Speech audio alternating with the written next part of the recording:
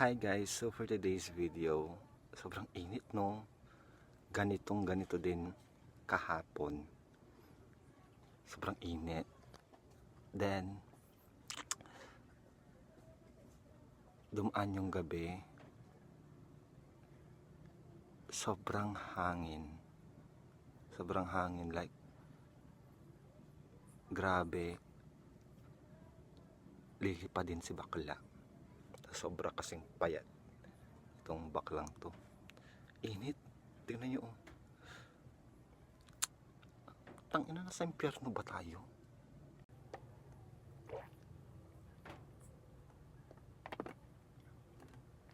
Ganon, uminom ka ng tubig. Palinis ng madumi mong pagkatao. So may chika ako sa inyo dahil syempre sira na yung kulungan ng mga aso. Ilan na kasing aso namin dito? 5? Ay hindi, 6 kasama na ako. Okay kayo. Pero by the way, hindi na namin kinukulong isa naming aso dahil syempre wala nang space. Parang relasyon nyo, wala na ding space. Yung pinagpipilitan mo na lang talaga yung sarili mo sa isang tao na hindi ka naman talaga gusto. Ano ka, sardinas? Charot. Ano ba, ang dami kong kwento. Hindi ko na nga siya kinukulong dahil syempre wala nang pagkukulangan sa kanya. Wala nang space, masyado nang, alam niyo yun, sobrang sikip na parang iskinita. Or parang ako masikip. Charis. Tapos napakalandi ng aso namin na yon dahil buntis na naman. Parang pangatlong beses siya na yon dahil yung mga anak niya is tetegi, hindi niya pinapadede. So ayun, may video kasi dito na ang eksena is parang tegi-tegi, pero nasasarapan lang sa pagtulog. Parang ako, masarap kahit walang sauce. Tangal, gusto ko kate. Go. Sweet girl daw siya, oh. Sweet girl siya matulog. Tayo napuyat kaya taday.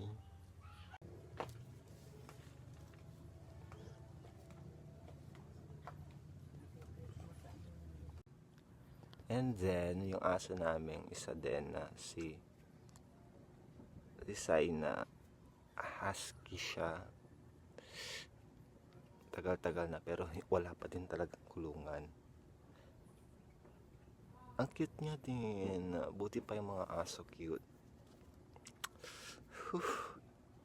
Hindi. Kawawa naman tong asong to.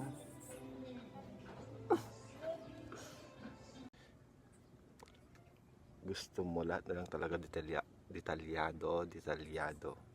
Bubulol ako. Kahit sa panonood ng mga palabas sa television, alangan naman papanoodin mo yung TV nang hindi nakaswitch, diba? Tanga ka syempre. Syempre papanoodin mo yung palabas doon sa TV, hindi siya paloob dahil palabas. OA. Kasi bihira lang naman magamit yung television namin, baka kasi masira. Parang mukha mo. Yan na ba't ka? Oh, malinis yan. Matibay. Kahit sagad sa eskwela, matibay pa rin. Maliwanag talaga si Kimi yung 100% vitamin D. At matibay na sagad sa buto. Isagad sa buto ang tibay. Mag-Fair Brand.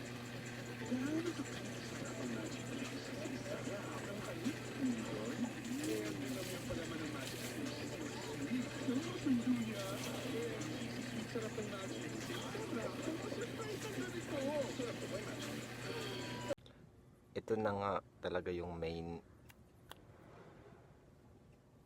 video na or main topic dito sa content natin dahil hindi talaga ako magiging housewife material. Housewife material. Taka ka, lalaki ka. Kaya hindi ka nagugustuhan eh. Kasi nga, lalaki ka, bakla ka, walang makakagusto sa'yo dahil nga sa pagkatao mo. Dahil sabi nga nila, ang lalaki is para sa babae, ang babae ay para sa lalaki. O, anong pakialam ko? Ganito kayo, charis. So, ayun na nga, sa sobrang simple ng iluluto ko, pumalpak pa. Sinasabi ko sa sarili ko na inang manok yan. Sinasabi ko sa sarili ko na wala na pa akong nagagawang tama. Pati noodles na epic fail sa pagluluto.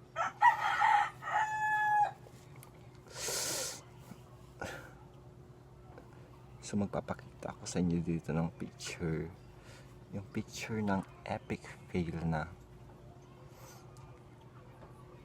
noodles.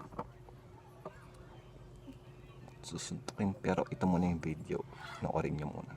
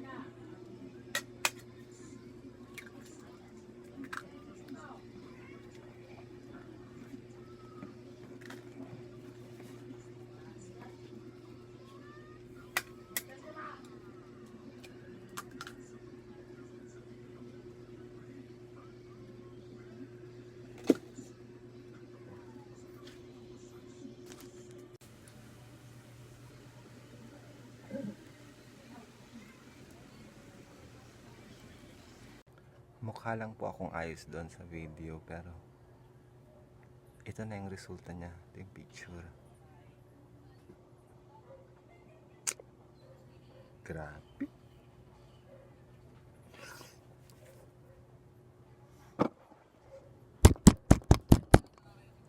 Mamartilyuhin yung mukha niyo.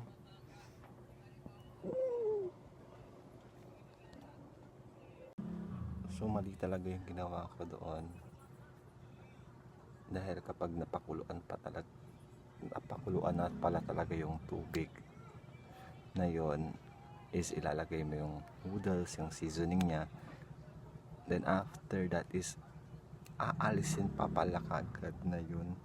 Anong sinasabi ko? Ang gulo ko mag-explain po, kinang ina nyo.